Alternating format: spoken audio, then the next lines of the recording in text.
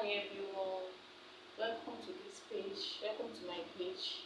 And in this page we'll be teaching many things that will help us in life, but we will base more on in Igbo language.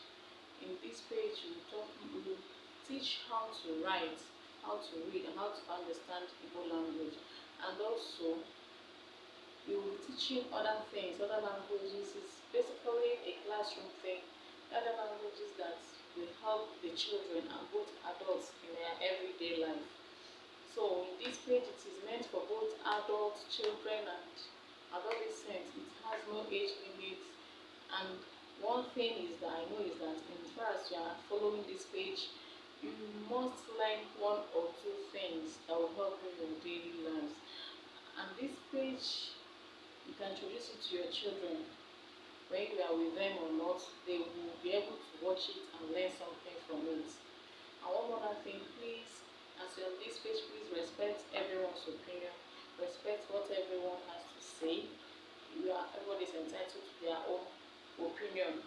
And one more thing is that, please, I'm begging, once you're on this page, please try to be active, like and share what we teach here, because you can never know, you might help someone out there in one way or the other. Thank you. So na page a ka anyị sụọ ya kapịa ya n'Igbo. Anyị na-ekwu na page a na anyị ga na-akụzi asụsụ Igbo. Ọ bụkwa naanị asụsụ Igbo, ihe ọbụla anyị chọpụtara ga-enyere ndụ aka, anyị ga-akụzi na page a, mana anyị ga-agbadokarị okwu n'asụsụ Igbo. Na peji a ga-akụziri anyị ka esi ede, ka esi agụ, ma ka esi aghọta asụsụ Igbo nke ọma ebe ọ bụla ịnọ.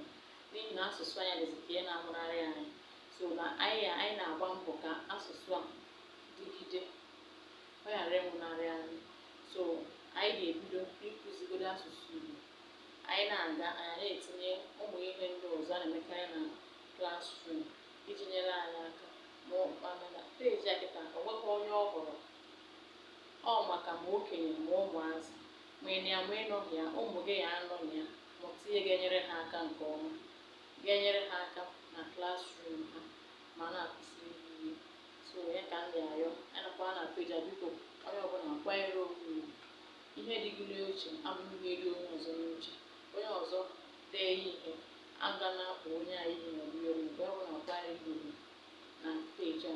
Ọzọ dịkwa ka ibi ya bụrụ dododo dịka na peji a, biko akụzicha ihe, biko nyere aka gbasaa anya bụ ozi ma laikịkwa ihe akụziri. Ndewo.